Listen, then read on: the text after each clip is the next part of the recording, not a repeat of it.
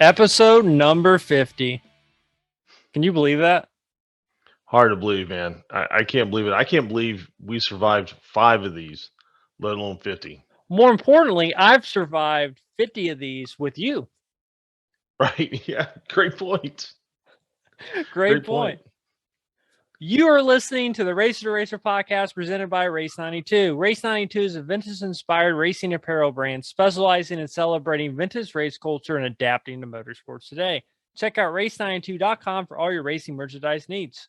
I'm your co-host, Aaron McAtee. Other co-host, you may have seen walking out of great clubs with a big old smile on his face. You may have seen him at a dirt track, most recently this past weekend. We're joined by the one and only Scott Bowie. Hello, Aaron. How are you, buddy? I am doing great. So like we said, episode number 50. Man, Crazy. it's a good one too, right? Yep. The mayor of Hinchtown, James Hinchcliffe. The mayor of Hinchtown. Man, funny dude. Nice guy. Hope to have him back sometime. He is the perfect number 50 to have. And just so glad we've been able to do 50 of these. And much of it to your hard efforts in getting guests and putting new shows together. So thank you, sir. I appreciate it. You're here for you're here for something. I don't know what yet. No, I just Just kidding. I just man, what a great weekend. Um got to do a little racing this weekend with my nephew. Shout out to him and my brother. They ran the Honda midget motor they built. They ran it for the first time this weekend, and it ran excellent. He ran well. He missed making the show at DuQuoin by one spot. He hasn't raced in 2 years. He was right there with Justin Grant and, or not Justin Grant, but he was right there with like Jerry Coons Jr. and guys like that. That were in the B main, and shout out to him. He did an excellent job. Got to hang out with one of our very first guests, Spike Gillhausen. He went with us. Yeah. And had a great time with Spike. Ted Hines. Some people know him as Tracy's brother. I always call Tracy Ted's brother. And he went with us. We had just such a great time. Another friend of the show, Kellen Conover, was there. So it was a great weekend. Really enjoyed it. Thank you to Lauren Stewart for putting it on. Shamrock Midget Classic in DuQuoin, Illinois, indoor race. She paid 10 grand to win last night. Justin Grant walked away with that. Thomas Mesereau led the early part. Danny Drynen's been working on his car this year, and he was an absolute rocket ship. And unfortunately, he got crashed in lap traffic. Kind of a no-fault deal, just what happens in indoor racing. But man, what a great weekend of racing. Had a great time. How many cars made the main? 20 or 22. And how many cars were actually trying to make it? 34. Like we showed up late, so we didn't run Friday, and it was done with passing points. Mhm. So he showed up. So what they did, so to give him a chance to be able to make the show, they put him at the tail of a qualifier, and they gave him, let's say, if he just made the most minimum points you could make on Friday night. And so that's where he started. He started last in the qualifier. He got up to third, running behind Justin Grant and maybe Daniel Robinson or Will Armitage. I don't remember which. And he raced against some really good cars to get there. On a restart, he made a little mistake, got passed. He ran fourth, which was fine. He still scored a ton of points. Started him up close to the front in the B main. And we didn't have the car just good enough. It was good early, not good enough late in the race. And he, drove his ass off, missed the show by one spot. Not his fault. But he showed himself well. He did a great job. Hopefully he can race a little bit more this year, get some laps under him again. And he can go and have fun. Hopefully this motor lasts. They put so much work into it. I couldn't be any more prouder than I am. Like I said, a lot of hard work and effort and time they put into it.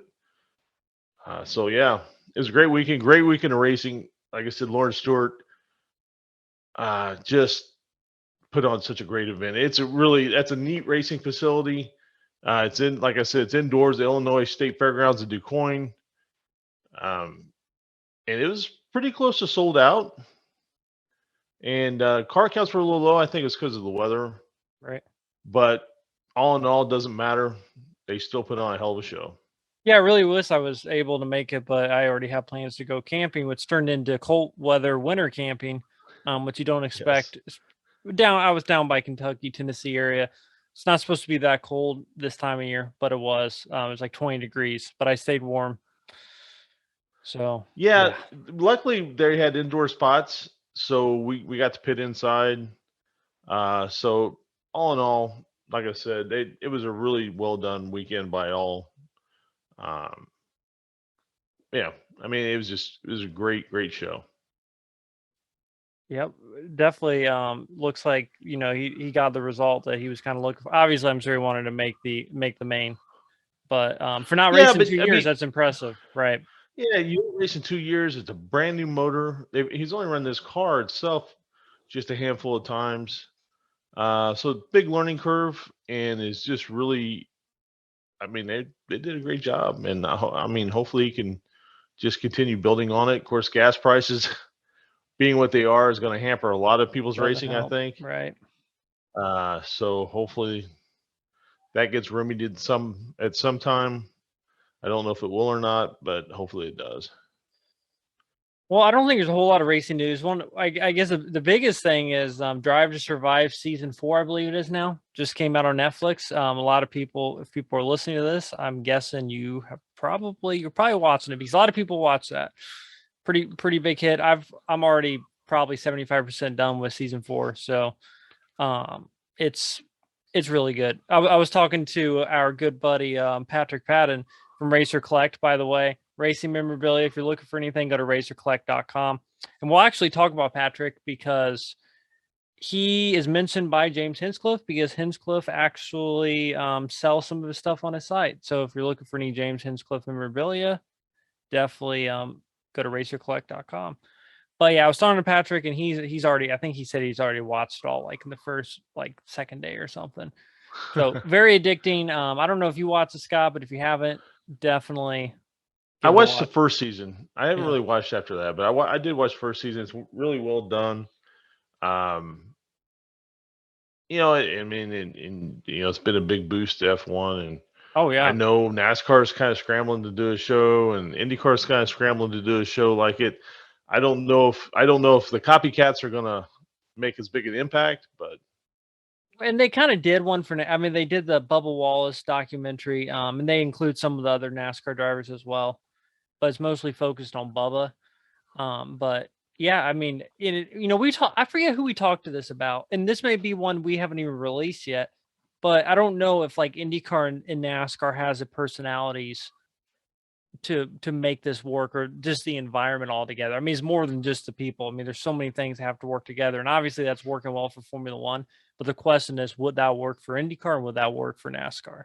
And I forget what guest we had a conversation with it, intensive conversation. it was either David Land, who is a Yeah. future episode, or maybe Jack Harut, who will be our guest next week. Yep. So Legendary it announcer, may have right? been one of those, but I would lean toward David Land. Yeah, I bet it was. I think you're right. Yep. Now there is some other racing news. Mitchell, Indiana's own Chase Briscoe gets his first Cup win today, driving for Tony Stewart.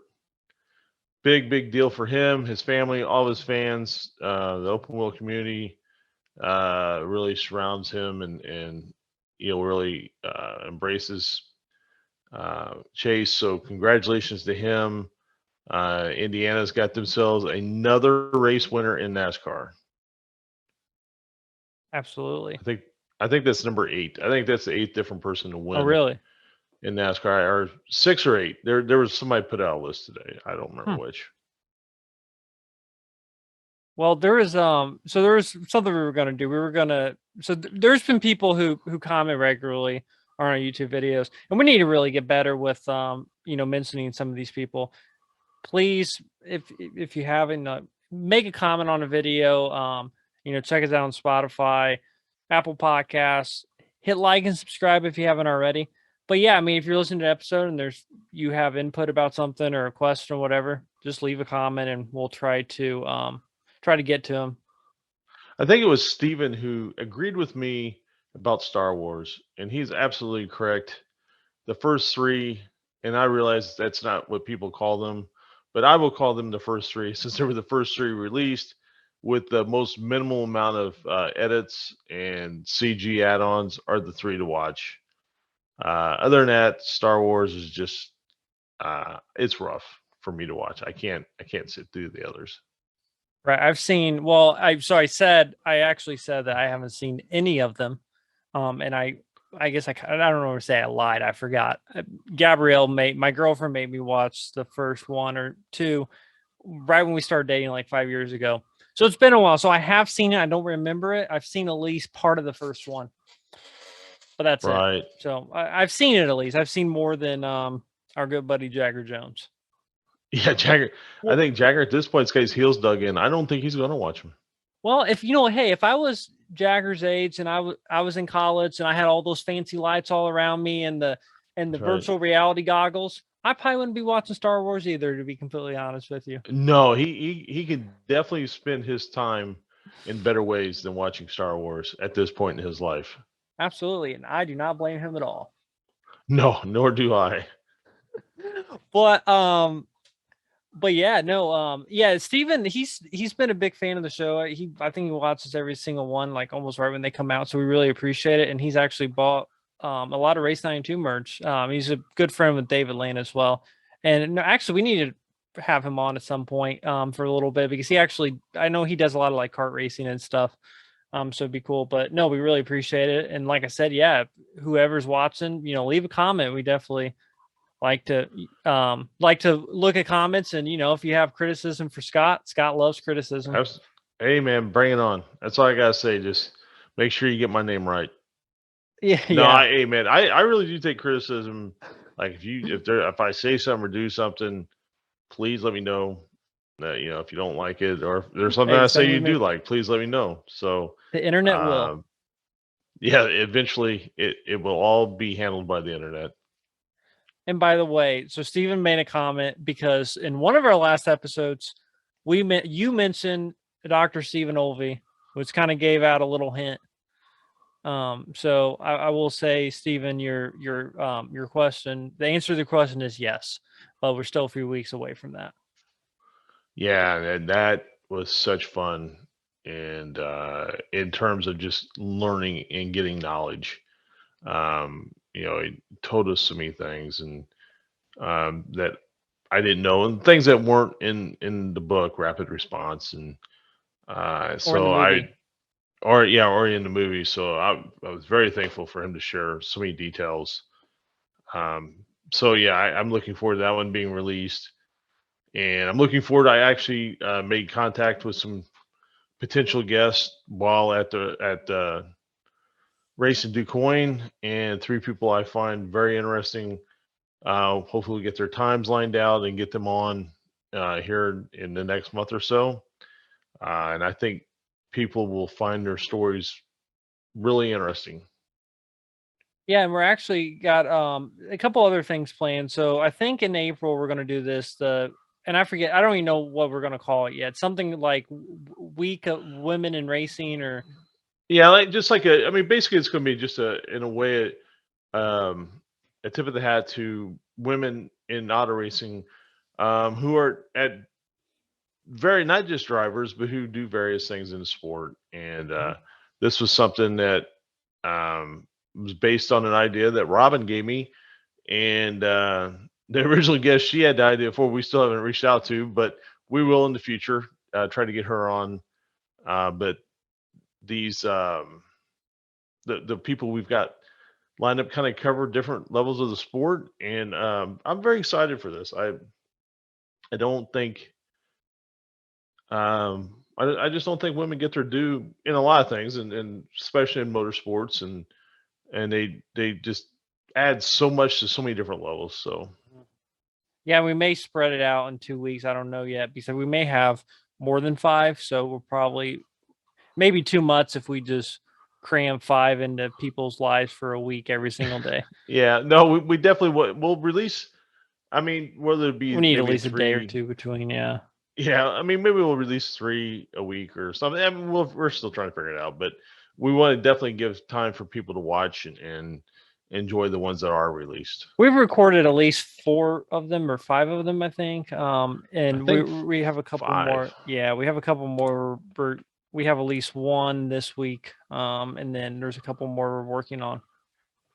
Yeah, yeah, absolutely, and yeah, it's just I'm really excited to be able to, that we're going to be able to do that showcase Mhm. here shortly as well.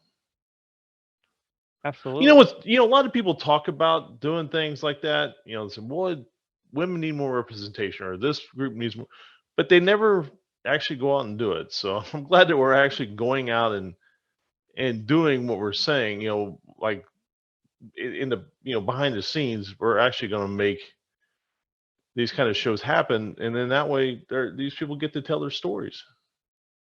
Absolutely. And these people, well, first off, like we've had Lynn St. James on it. She kind of made a Absolutely. similar thing about people, they do something one year and then they don't do it again, or whatever. I mean, it's too bad we couldn't really incorporate her into this some way or another. But yeah, and a lot of these people, I mean, some of these people you've probably heard of and some of these people you haven't, but that's kind of the beauty of it.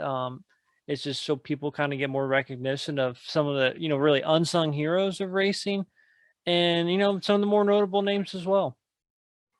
Yeah, absolutely, absolutely. Um, yeah, and I'm excited to do it. But yeah, do you have anything else, Scott? I really don't. Just I hope everybody has a great week. Please enjoy number 50, and if you got any comments, just leave them. Yep, and like we said, next week is legendary TV, and I guess you can call him a TV announcer. He's more known for being a pit reporter, but he did like college football. He did tons of stuff. Yeah, Jackaroot, and he has a podcast, Wind Tunnel. So definitely check that out if you haven't. But yeah, Jackaroot is a great it's guy. great. It Yeah. really is great. It's a really great show.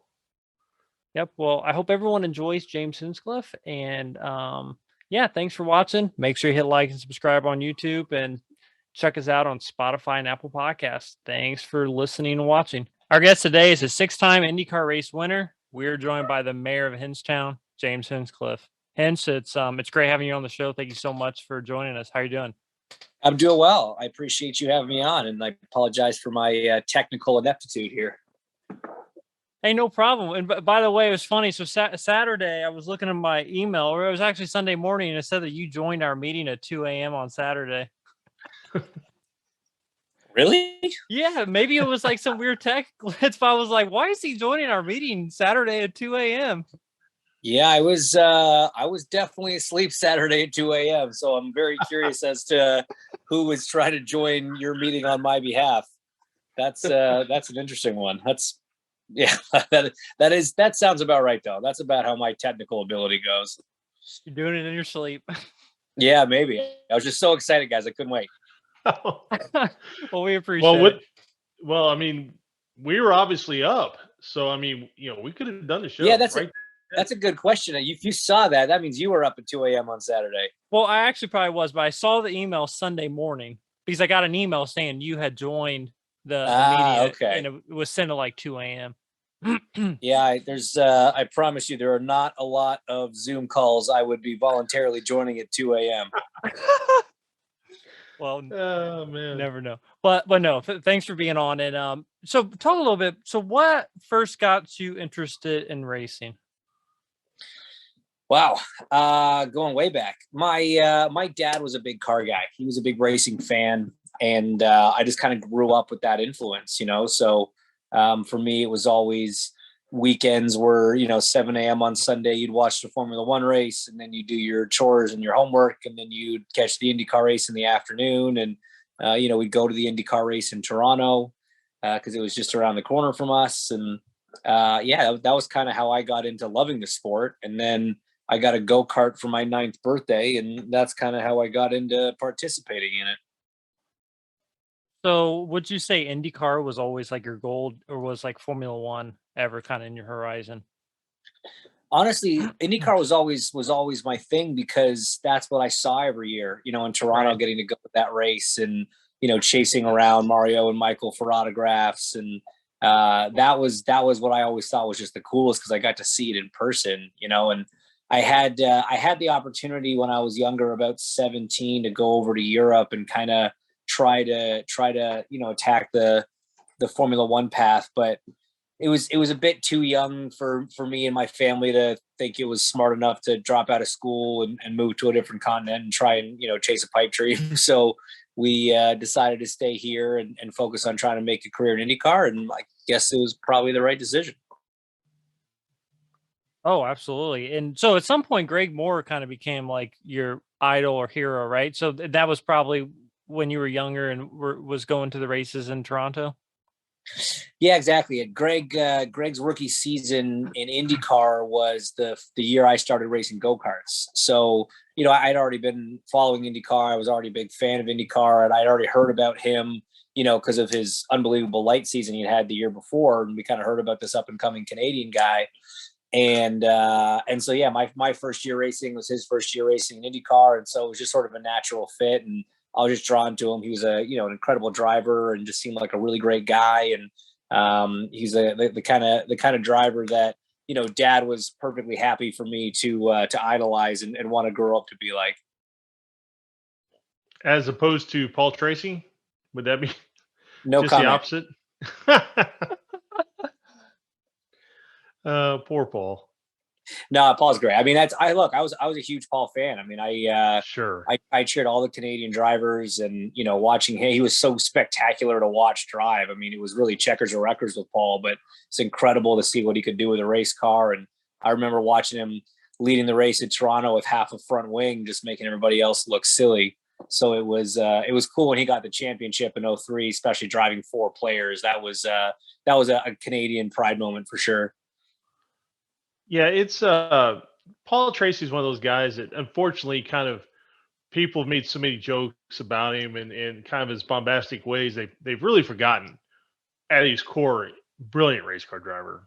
31 And, wins. I mean, it's yeah. the tragedy is that he only had the one championship. It's kind of like Michael, right? A guy with his Right. win record, but just the way luck of racing fell on them, to only walk away with one title each in 2 spectacular careers. But no, I mean, Paul was as fast as anybody in an IndyCar for a very long time. Yeah, no, he was pretty stellar, to say the least. So when you did the Atlantic Championship, so you actually drove for Forsyth, and that was Greg Moore's team, right? Forsyth. Yeah, exactly Yeah, right. so that had to be pretty cool to kind of drive for your heroes, past team. Well, yeah, I mean, the thing is, it was all my heroes team, right? Because Right. players had a Canadian connection, and they started in IndyCar with Jacques Villeneuve, who I followed religiously in IndyCar, and then in his trip over to F1.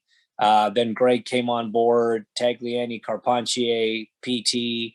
Really, all the Canadians had driven for that team, and so obviously this was post 03 and the tobacco ban, so it wasn't players anymore, but Right. Forsyth Racing was where all those guys and all my heroes had raced, and to get to share the shop with those guys as part of the Atlantic program was, man, it was absolutely a dream come true.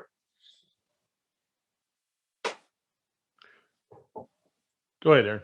Oh, I was going to say, so so 2008 was your last year with Forsyth, and then I guess that was when the IndyCar merger happened. So then you went into Indy Lights. I mean, was there any difficulty like after being an Atlantic Championship and having the merger, where you didn't know where you were going to go, or what was the path kind of clear to you at that point? Oh God, no, man! What I would have given for something like the Road to Indy existing when I was younger. Right.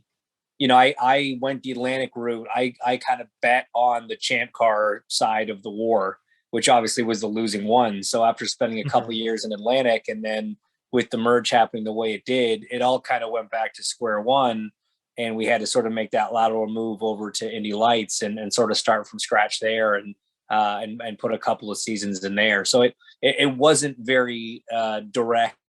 It was a very sort of convoluted route that I took to get there. And as a result, I got there maybe a little bit later than, I mean, certainly what you're seeing these days. But again, the road to Indy and that ladder system that IndyCar have built really helps streamline that and really helps promote talent younger, because that didn't exist when I was around. I think a lot of drivers made it there a little bit later than the 18 and 19-year-olds you see today. But I got there at 24. I got there comparatively pretty late, but I don't think that was a terrible thing. I think it let me arrive to IndyCar with a bit of maturity and a little more life experience and racing experience, and hopefully allowed me to excel a little bit in that first year more than I would have otherwise. At what point, and you may have done this the entire time, obviously I wasn't familiar with you through your road. At what point did you feel comfortable letting your personality show? Because you're really one of the great personalities, not a great driver, great personalities of the sport. And at what point did you feel comfortable enough to let people see that? Well, thank you. First of all, I appreciate that. I think it was always something that I thought about, because I looked at, I don't know exactly when it was, but I remember, being at the racetrack and being a kid, my teens, whatever, and looking around and seeing how many people were just miserable. And by that, I mean like drivers, and I'm like, man, you guys are way too young and way too lucky to be doing this, to be that miserable. And I didn't want to be that guy at the racetrack, and I always am more comfortable and perform better if I'm in a good place and having fun. So I never took myself too seriously at the racetrack. I was exactly who I am away from the track at the track, where I find a lot of drivers are very different people, when they're quote unquote at work, and when they're hanging out with their friends on the weekend. But I kind of always enjoyed just being myself. And that was how I felt I, was in the best headspace and was able to perform the best on race weekends. Right. So 2011, sort of first year in IndyCar. What did you have any, we asked a lot of drivers, like, what was your welcome to the big leagues moment? For example, like Jimmy Kai told us, driving down pit road and seeing like Arie Luyendyk's pit sign, like people he grew up watching, he was racing against them, or, maybe it was that someone knew your name, like Mario Andretti or something. Like, did you have a moment where you were like, man, I'm actually like in the biggest level of my sport right now? Yeah, I did. It was my first race weekend at Barber. We had missed the first race at St. Pete because we didn't have the funding, and then we managed to find a sponsor. We made it to the second race of the season, and I qualified 8th, and Dario Franchitti qualified 7th. And he had actually been a big sort of mentor to me coming up. We had shared a sponsor when I was in Lights, so my 2 years in Indy Lights, I did a lot of events with him, and we had some mutual friends. So he was kind of like big brother mentor to me a little bit when I first got into IndyCar. And, at that point, he's already a multiple series champion and Indy 500 winner. And we were on the grid, the cars were on the grid. And through my 2 years of Lights, I would walk the IndyCar grid every time because I had a hard card. I was allowed to do it. So I'd walk front to back every single race. And so I was used to being on the grid, but they usually, they have this moment where they blow a whistle and say, all right, if you're not essential, get off the grid. And that's normally my cue to exit. So I heard that whistle and I started to leave. I'm like, no, wait, I actually am supposed to stay here. And as the crowd cleared off, I saw, my IndyCar sitting there. And then I looked to the left and I saw Dario sitting right next to me. And I thought, holy shit, man, like this is real. Like I'm next to this guy on this grid. I get to stay now. In fact, I get to get in the car and go drive now. And that was kind of the moment it hit me like a ton of bricks. Right. And I guess just 3 races after that, I mean, you're literally in the biggest race in the world, the Indy 500. And I'm sure that was a similar experience. And you had probably been to the 500 before 2011, right? Yeah. I saw it for the first time in person in 2008. And then, you're kind of part of the program in Indy Lights, doing the Carb Day thing and Freedom 100 and 9 and 10. But yeah, obviously 11 was a totally different deal, just being there all month and understanding how much the whole town gets behind this race from the day the calendar switches over to May 1st. The whole energy here just changes. And You know, I was terrified. I was absolutely terrified. All anybody talked about back then was like how scary that place was. And it definitely drove and raced a lot differently with the old car than it does this car. And yeah, it was a massively intimidating experience, but man, it was pretty cool. How much sleep do you get on that night before the race? You know, I mean, I've always been really lucky with that. I don't think I've had one year where I really sort of struggled to sleep because of nerves. You try your best, as hard as it is, and it never works, but you try your best to just try to approach it and think about it like any other race. It's hard to do, but honestly, normally Saturday is such a long day for us, and the autograph session and the driver's meeting and the parade and all that stuff, and then you have sponsor commitments at night. By the time you get back to bed, you are just so wiped. It's actually pretty easy to sleep. You know, one thing I was always impressed with you about is the Speedway hasn't been the kindest to you. I mean, it's been pretty cruel to you, and you never let it ever, at least outwardly, seem to affect your approach to it. Even like, didn't you, like, even in the road course race, didn't you get hit with like a brake rotor or something, right? I got hit with a piece of debris and knocked me unconscious. Yeah. Yeah. God, I wish I had air screens back then. Man, I mean, something, it's not a fluke, but it's very uncommon. And yeah. I've had a lot of 1 in a million situations there. Yeah. Yeah. But I was always impressed that you never, at least, like I said, outwardly let it affect your demeanor at the event. Cause you see guys, and I know you've been around them, who something kind of goes bad there and they just get a little sour. Yeah. Yeah. No, I mean, I think I remember Oriole my rookie year kind of, told me, and a lot of guys did. I mean, this is not a unique, position to take or philosophy to have, but the saying is the Speedway doesn't owe anybody anything. You got to earn every opportunity there. You've got to earn every lap you go around there. And it's true. And so, I think I had a kind of cool, old school-ish upbringing at the Speedway, when there was a respect level. I think that's maybe even a little different than it is today. And I think that helped a lot, honestly. I understand how privileged and how lucky every single one of us are to get to go do that. Anytime you get to go qualify and strap in for the Indy 500, you're one of the 33 luckiest people on the planet. And I have, many guys and girls and many fantastic drivers have had success at the Speedway, have had trouble at the Speedway, have missed the race, have been injured at that track. And you just keep coming back because Indy's it's so unique. And I mean, it's really hard. It would have to do something pretty baad to you for you to not want to come back. And it did something pretty bad to me, and I still came back. Yeah, no, it was, yeah, like you said, like I said, I guess it's been cruel, man. I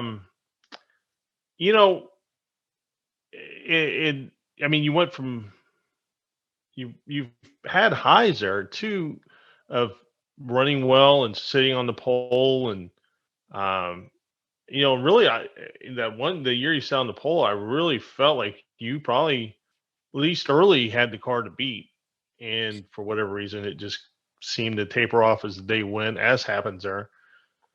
Did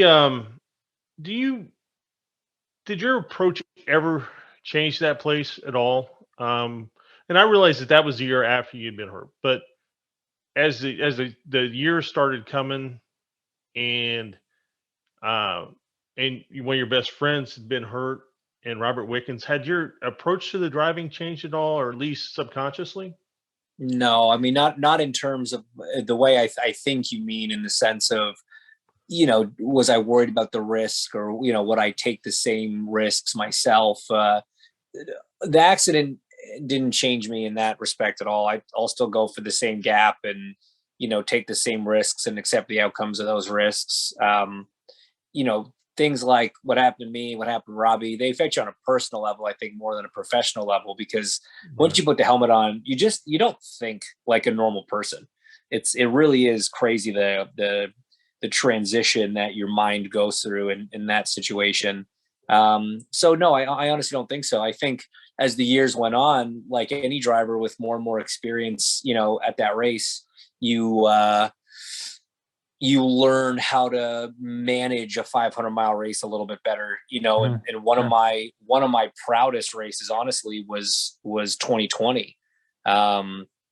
We part-time season for us. We were the 6th car at Andretti, which obviously, have a phenomenal track record there and do a great job.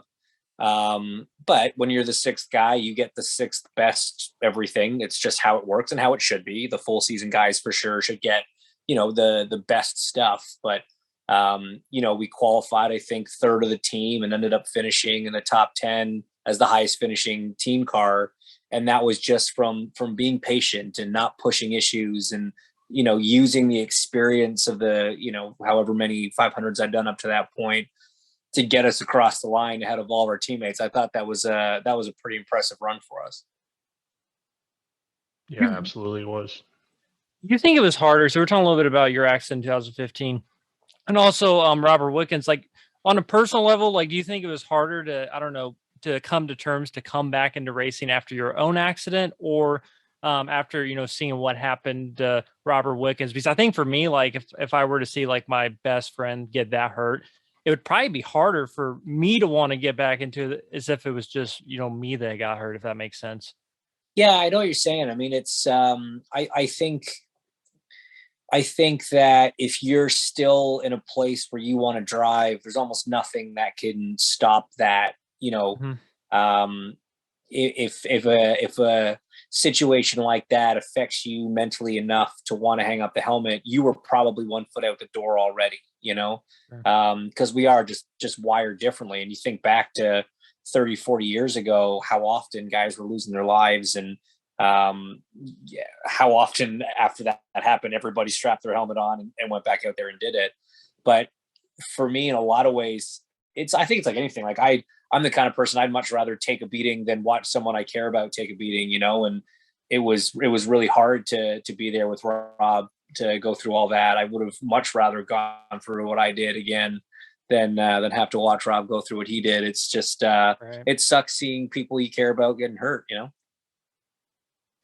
Yeah, I'm very similar to you in those terms. That one thing you see, it's a lot different today than it was 40, 50, 60 years ago. Guys are way more friends today than they were then. They didn't have at least during racing, they didn't have the close relationships. But you kind of touched on something there. It is interesting to see. I mean, as bad as it is, I'm sure you felt, it has to be equally as amazing to see everything that Robbie's come through. I mean, he's racing, he's having a child, he's found a way to, as all racers seem to be able to do, if I can't go over the wall, I'm going to go around it or under it. And that has to be particularly satisfying.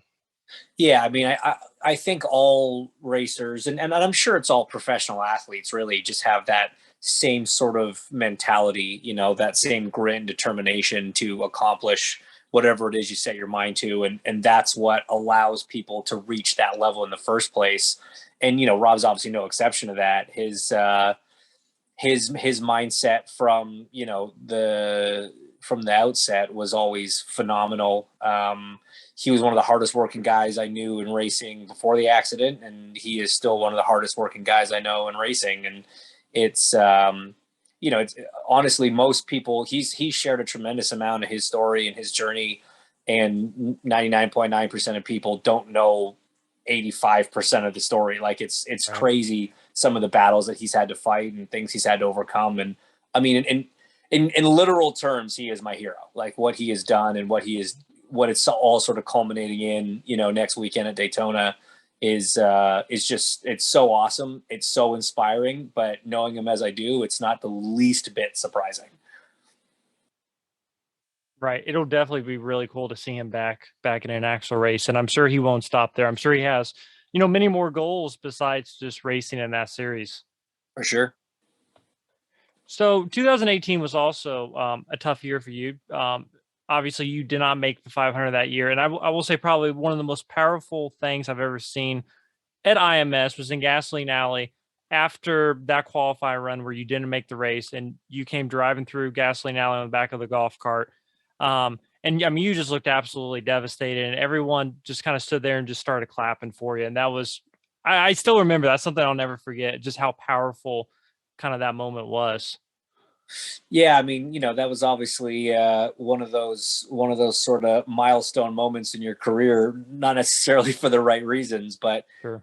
moments like that can certainly stick with you just as much as a huge victory or something. And it was incredible to see the support of everybody after that. And I've been a fan of the sport long enough that I've seen Penske go home, and I've seen Bobby Rahal go home. He was actually one of the first guys to come up to me afterwards, back in the bus lot. And it's so devastating in that moment. It's devastating for all your crew guys and all the sponsors and all the fans, but we tried to immediately just focus forward, and we knew that it didn't mean we were never racing again. It just meant we weren't going to race next week. And it was a tough pill to swallow for the whole group, but we had tremendous support from our partners at the time and from all the people, that follow the series, all the fans, all the people here in Indy. So it was, it definitely made it a little easier to handle. As you're, from that point on, your career, just starts changing, right? I mean, you eventually end up back at Andretti for a season, and then kind of however all that played out, you decide, hey, I'm gonna go into the announcing booth, which is where everybody thought you would end up one day, hopefully 5 or 6 years from now. But I mean, as somebody, and I'm sure you have this great personality, and you're very congenial guy, but I'm sure underneath all that is this guy is an intense competitor. And how have you been able to look at that and go, all right, so this is where I'm at now. And I'm not trying to say it's a step down. It's different because you're not in the car. How are you able to approach that, and the mental space you're able to get into for that? Yeah, it's a great question. Obviously, it's a huge transition. There are a couple factors at play. Some of them professional, some of them personal, and it was one of those things where I tried to make an unemotional decision about my future, and really set myself and my family up for that next stage. It was, as you said, it was always something I wanted to do, and all the stars sort of aligned where it made sense in the moment. And again, it's one of those things you really had to look at it from the outsider's perspective and not be emotional about it. The landscape of IndyCar, and just some of the dynamics of certain areas. What I was staring at was a situation that my big concern was I would fall out of love with racing. I would fall out of love with doing it. And I never wanted to be the guy that stopped racing because I didn't like doing it anymore. The other thing that, not really nobody knows publicly was we did have an IMSA ride, a full season IMSA ride, pretty much done and dusted, that got killed for political reasons at the 11th hour. So, I said, originally I was not stepping back from racing, just from full-time IndyCar competition, which still leaves the door open for the 500 maybe in the future. But I was supposed to be kind of dovetailing the TV stuff with a full IMSA schedule that, for many reasons, one big reason, didn't come to pass for 22. That's fine. I've accepted that I'm going to have a bit of a gap year, which honestly I'm excited about. Waking up in the morning and not feeling like, okay, what do I have to do to be better in the race car today, has been a nice sort of weight off your shoulders when the alarm goes off. And it'll give me the opportunity to recharge a little bit, to try a couple other series and one-off deals that I've been flirting with, the last few years, and I've always had a desire to do. And then the goal is to be, back to full-time racing in 23 back in IMSA. So it's yeah, it's honestly, it's one of those things where the time is right. If you would ask me 5 years ago, do I think I'd be stepping back from IndyCar in 5 years? I'd say no, but that's not how life goes. It doesn't always, pan out exactly the way you plan it. And so, like I said, the stars aligned in a certain way where the smart move was the one that we made. And I'm at peace with it for sure. Now, would you say that changes your, I don't know, ultimate goal? Like, I'm guessing the Indy 500 is still like on top of that list of things you want to win, right? Like that didn't change that at all. No, not at all. Not at all. And if the right opportunity comes up, then yeah, I mean, if a program materializes that I think gives us a legitimate shot at winning, then I'm absolutely there. I don't have a huge desire to just go be a field filler at this point. I don't feel like I have to do that for myself or to prove anything. For all the down days of the Speedway I've had, we've had a lot of really good days too, and shown our ability there. So if it's the right program, then absolutely, I'll get back into the 500. How hard was it to go from, full-time racing to doing the broadcasting? Like, how hard is it to actually do the like I know how hard it is to do a podcast. We started the podcast, I was like, oh, this is easy, but it's pretty tough. And I'm guessing TV is even 10 times worse than that, because you're live on TV, you have millions of people watching you. And some people, like yourself included, you have a talent for doing things like that, so I'm sure it's harder for some people. But how tough was it for you to do that?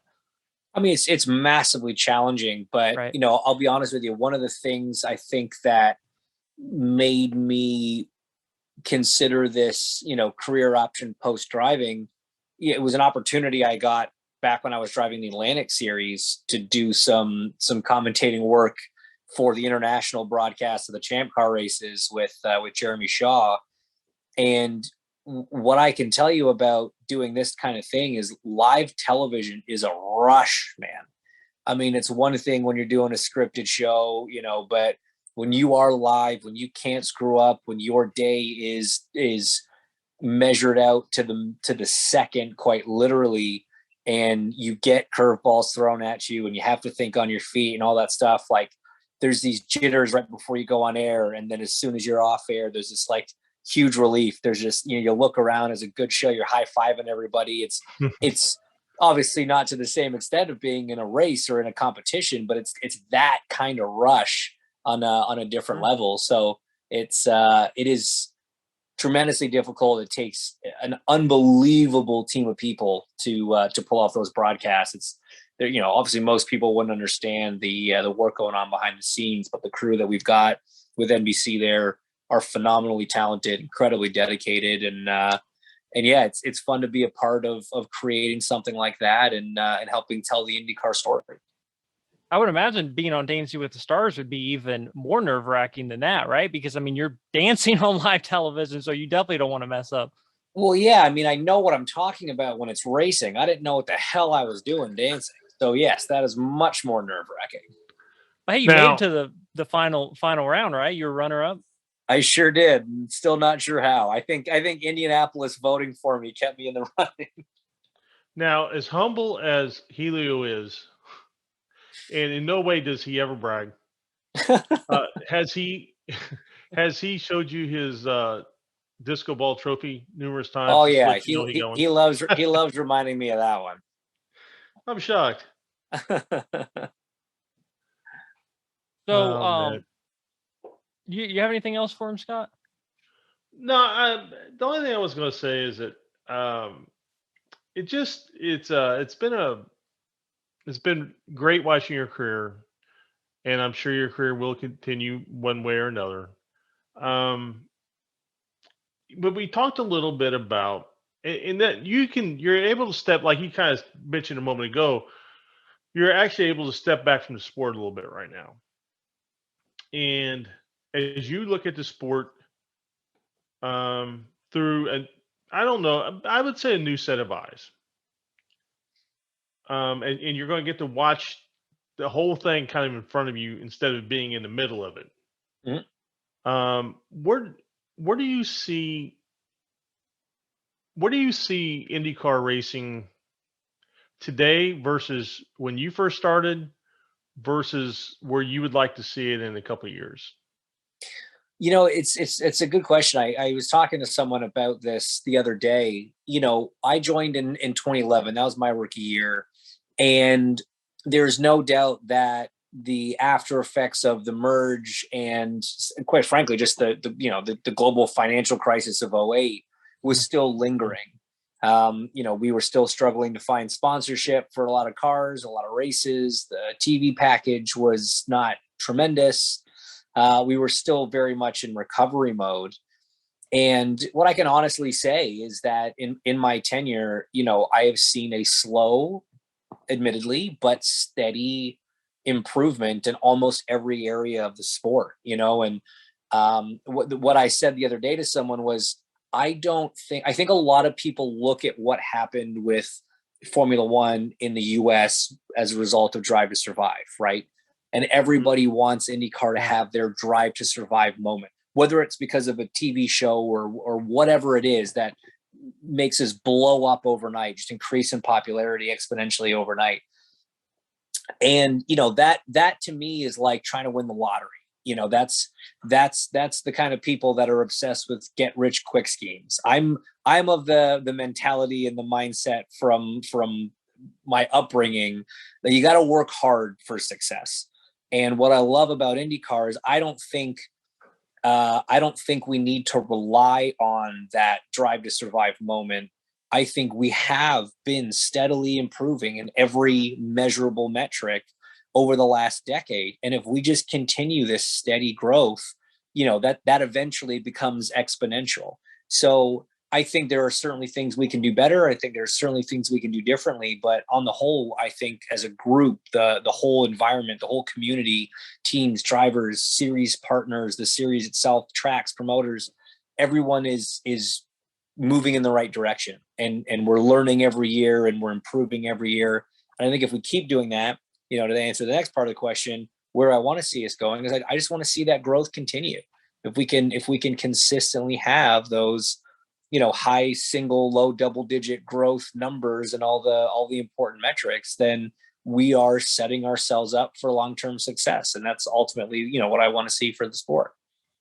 I think if you look at the past, 5 years, some of the names of drivers who've driven in IndyCar, I mean, obviously the Fernando Alonso movement had a big impact on the sport, as well as Jimmy Johnson. Like, those are people like 10 years ago, if someone said, oh, they're going to drive an IndyCar, no one would probably believe you.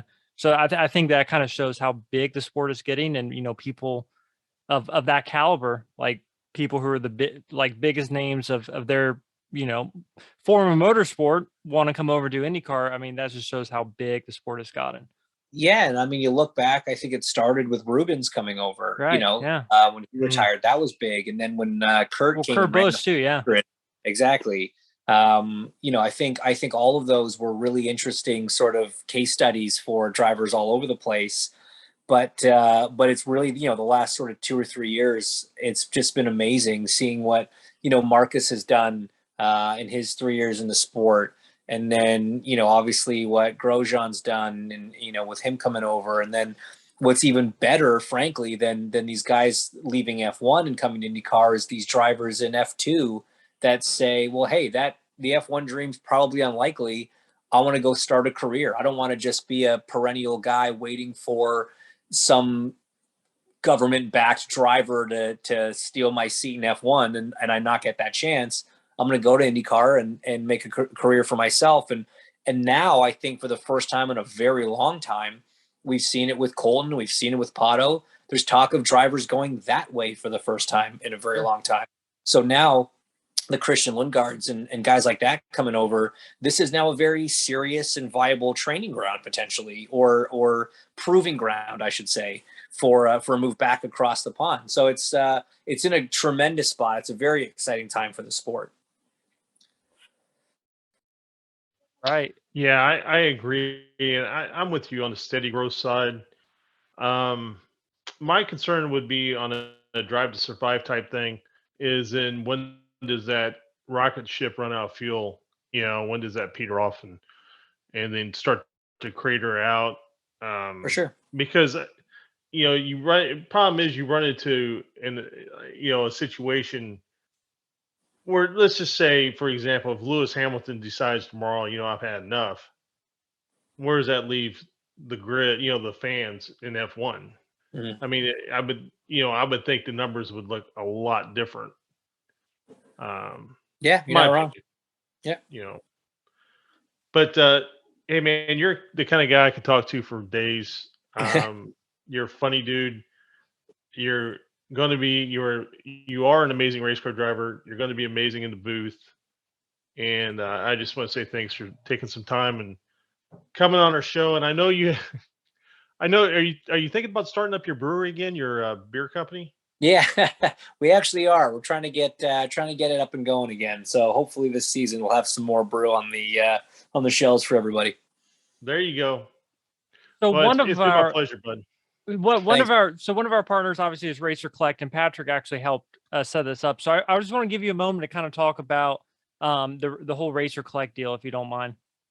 Yeah, no, I mean, Racer Collect is a concept that I think is great.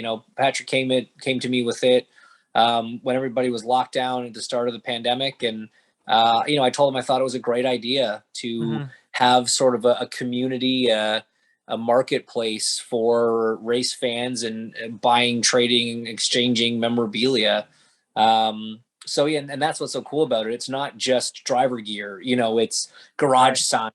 It's qualifying, posts from the 500. It's car parts. It's all sorts of cool stuff. And so, yeah, it's a great place for, like-minded people with a diehard love for motorsports to go and try and expand their personal collections, which I think is great. Yeah, no, definitely. I definitely agree that it's a great idea. Well, I know you've been waiting to do this podcast on Saturday at 2 a.m. So we definitely, we definitely appreciate your time. And yeah, it's great to talk to you, James. We appreciate it. Likewise, guys. Thanks for having me on. Let's do it again sometime. Absolutely. We'll do. We appreciate it, buddy. All right. See you. Cheers, guys. Really appreciate it.